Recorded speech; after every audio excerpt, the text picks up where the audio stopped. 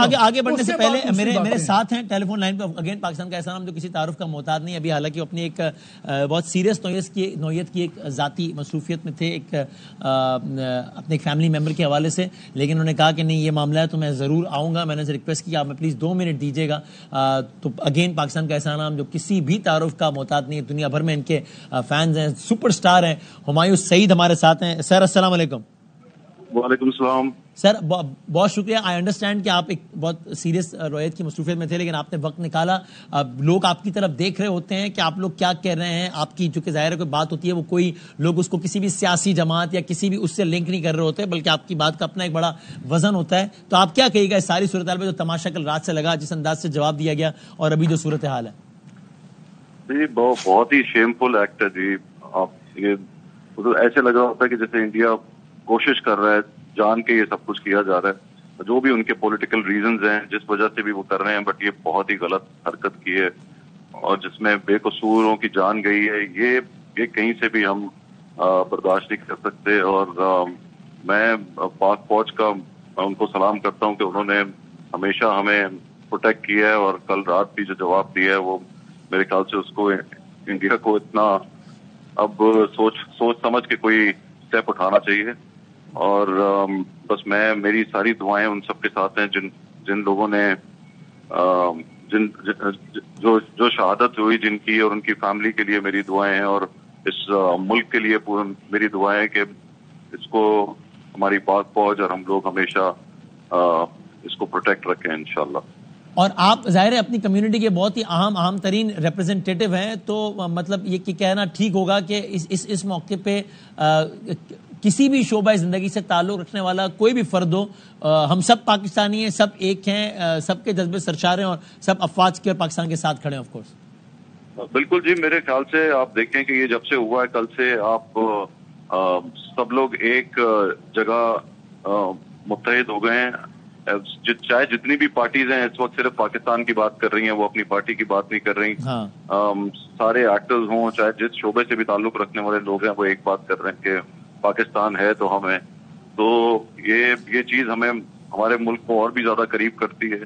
انہوں نے اپنی طرف سے تو اس کو خراب کرنا چاہے، لیکن ایسا ہوگا نہیں. انشاءاللہ ہم لوگ سب ساتھ ہوں گے اور ہم اپنی سلامتی کے لیے کھڑے ہیں سامنے انشاءاللہ.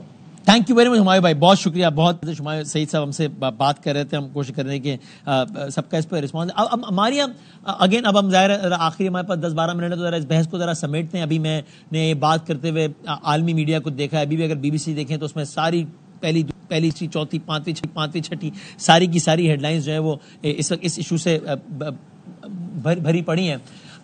ایک سرٹن سینیریو ہوتا ہے کہ جس میں کچھ عالمی طاقتوں کو سوٹ کر رہی ہوتی ہے ٹینشن دنیا کے اس خطے میں.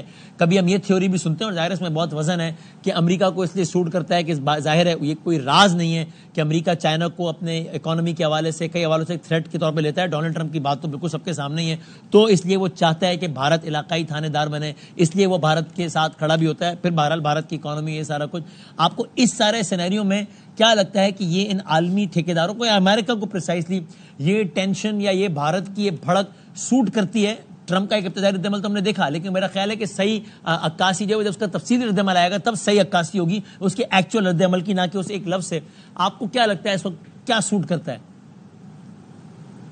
دیکھیں اس وقت جو پہلگام واقعے کے بعد مجھے جو عالمی رد عمل نظر آیا وہ بظاہر بھارت کے لیے بھی بہت سرپرائزنگ تھا. ان کا نہیں خیال تھا کہ ان کے کہے پہ آنکھ بند کر کے دنیا سب کچھ ان کی بات نہیں مانے گی. دے تھاٹ جی کہ ہم جائیں گے، ہم نے اتنی انویسٹمنٹ کی ہے، ہمارے معاہدے ہیں، ٹرمپ انتظامیہ بہت پرو مودی ہے، تو بڑے آسانی سے سب ہمارے پیچھے آ کے کھڑے ہو جائیں گے. ان کو انہیں کنونس کرنا پڑا. اور اس سے سب سے بڑی بات جو اس کو بیک کرتی ہے وہ یہ ہے کہ 2 ہفتے ہو گئے پہلگام واقعے کو، ابھی تک نہ ان دہشت گردوں کو پکڑا جا سکا. اتنی بڑی آرمی ہے بھارت کی، اور نہ وہ کوئی ثبوت سامنے لے کر آ سکے. تو دنیا صرف اگر یہ کہہ لے کہ چونکہ ہم نے کہا ہے تو آپ کو ہمارے ساتھ کھڑا ہونا ہے، تو یہ بھی ایک روڈ ریمائنڈر تھا بھارت کے لیے. خاص طور پہ ہمیں نہیں بھولنا چاہیے کہ جو انہوں نے کینیڈا کے اندر اور دنیا کے ڈفرینٹ ممالک کے اندر ٹارگیٹڈ کارروائیاں کی ہیں، اس سے بھی ان کی سفارتی گڈ ول ختم ہوئی ہے. اور میں بار بار یہ کہوں گی کہ اگر آپ کا خیال ہے کہ آپ ایک ایسے ریجن میں اکیلے ترقی کریں گے جہاں پہ آپ کے جو نیبرز ہیں وہ ان کو آپ ڈی اسٹیبلائز کرتے رہیں، وہ انسٹیبل رہیں، اور آپ اس میں سے مرج کریں گے ایز اے مارکیٹ لیڈر اور پورے خطے کے اندر آپ ٹھیکیدار بن جائیں گے، ایسا نہیں ہوگا.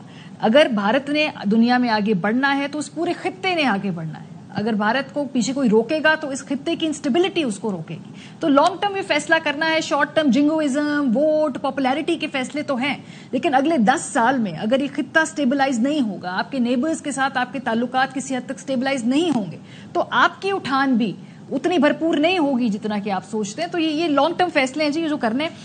پاکستان کی طرف سے دیکھنا ہمیں یہ ہے کہ جو سینس آف بینگ رانگڈ ہے کہ ہمارے بچوں کو مارا گیا، ہمارے ملک کے ہارٹ لینڈ میں بھاولپور میں حملہ کیا گیا، کیا ہمارا ریئیکشن اتنا پروپورشنیٹ ہے؟ یہ جو